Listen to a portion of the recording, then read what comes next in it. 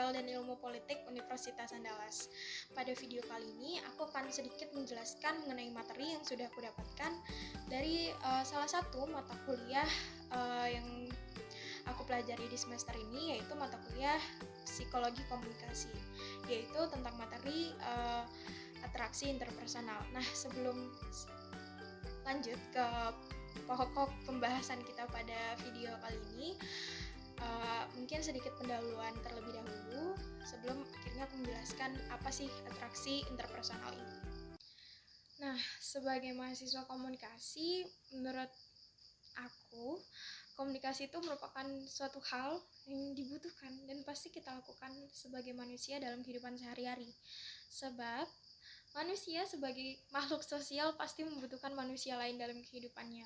Maka secara tidak langsung manusia akan saling terhubung antara satu sama lainnya melalui sebuah interaksi sosial atau hubungan interpersonal. Namun, hubungan interpersonal hanya dapat berjalan dengan baik apabila komunikasi interpersonal yang terjalin berjalan dengan baik pula, yaitu antara si komunikator dengan komunikan mampu memahami pesan atau informasi yang disampaikan ataupun yang diterima, baik itu secara verbal maupun non-verbal. Ketika komunikator dan komunikan melakukan hubungan interpersonal ini, mereka akan melewati proses saling menguntungkan yang dinamakan atraksi interpersonal tadi. Maka dari itu, pada video kali ini, pokok pembahasan utama yang akan aku bahas yaitu seputar topik yang berkaitan dengan komunikasi tadi. Komunikasi yang berlangsung tadi antara individu satu dengan individu lainnya, yaitu atraksi interpersonal. Nah, atraksi interpersonal ini merupakan submateri dari mata kuliah Psikologi Komunikasi. Lanjut, atraksi interpersonal ini merupakan salah satu aspek dari komunikasi interpersonal dan menjadi salah satu faktor yang mempengaruhi proses komunikasi interpersonal tersebut dapat berjalan dengan baik atau tidak. Tetapi sebelum kita bahas lebih lanjut, menurut aku kalian perlu tahu dulu nih, apa sih definisi atau pengertian dari atraksi interpersonal ini. Nah, oke. Atraksi interpersonal ini didefinisikan sebagai kesukaan kita terhadap orang lain, sikap positif kita terhadap orang lain, serta daya tarik kita terhadap individu lain atau orang lain pula. Nah, terdapat dua proses umum dari atraksi interpersonal. Yang pertama yaitu afiliasi. Apa sih afiliasi? Nah, afiliasi itu kecenderungan untuk berhubungan atau berkumpul atau berkerumun dengan orang lain. Ya, berinteraksi lah dengan orang lain, membangun sebuah hubungan interpersonal.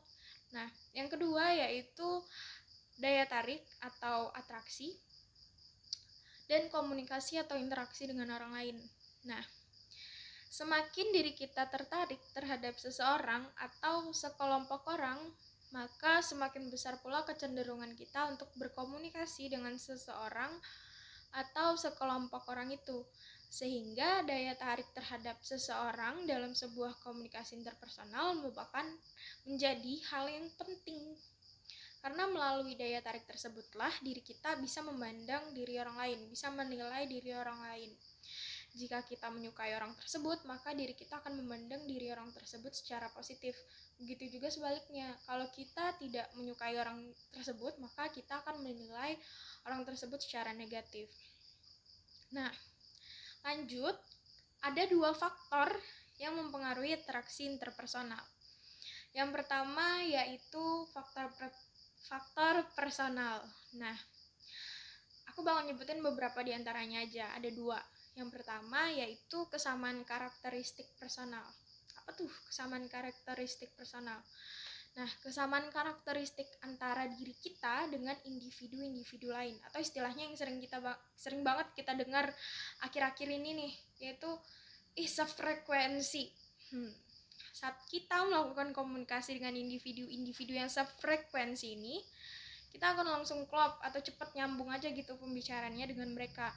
Karena kita ada korelasi yang erat antara satu sama lainnya, jadi ngobrolnya jadi lebih asik gitulah, pokoknya nyambung aja ngomong sama dia. Nah, yang kedua adalah tekanan emosional. Apalagi tuh tekanan emosional, Itu ketika individu berada dalam keadaan yang mencemaskan atau harus memikul tekanan emosional. Ada tekanan batin lah pokoknya individu ini. Maksudnya ada kecemasan lah. Maka dia akan membutuhkan kehadiran individu lain. Intinya, apabila diri seorang ini dalam hidupnya sering ngerasain cemas, sepi, sendiri, dia maka cenderung akan mencari sosok orang yang bisa ia jadikan tempat bersandar terhadap segala permasalahan, tekanan yang dialami dalam hidup ini. Bisa jadi pacar, bisa jadi teman dekat, sahabat, orang tua, who knows.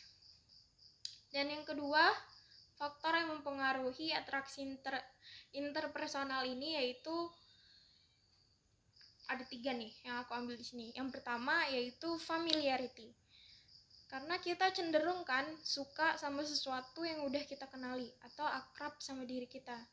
Prinsip familiarity ini tercermin dalam peribahasa Indonesia. Kalau tak kenal maka tak sayang. Kita harus tahu dulu nih, ya kan? Begitu pula yang terjadi dengan daya tarik kita terhadap orang lain.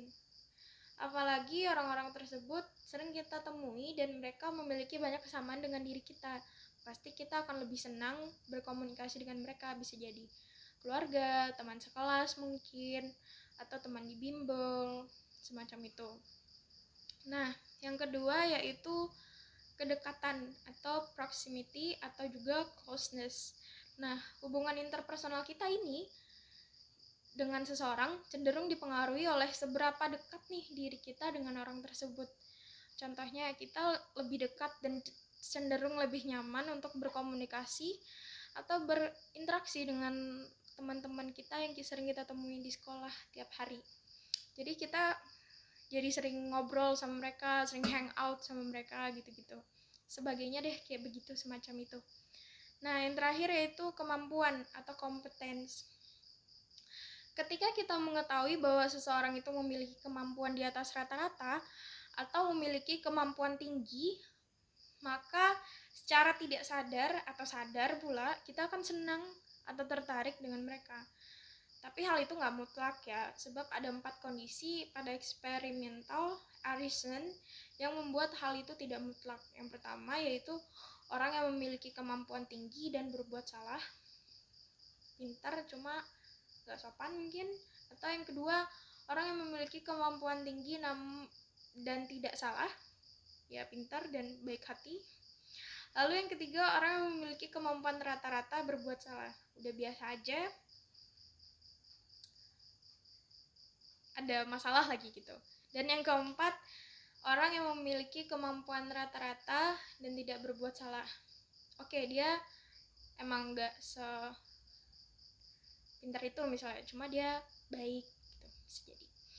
Jadi kita dapat simpulkan bahwa dengan adanya atraksi interpersonal ini, kita dapat mengetahui, kita dapat tahu nih, atau dapat mendapatkan gambaran arus komunikasi interpersonal apa nih yang akan terjalin antara kita dengan individu tersebut.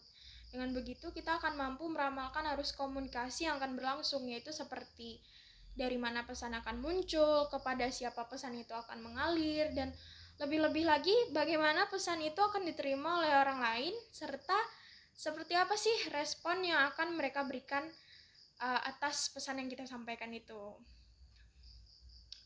Ya, jadi mungkin sekian materi atraksi komunikasi, atraksi interpersonal yang bisa saya sampaikan.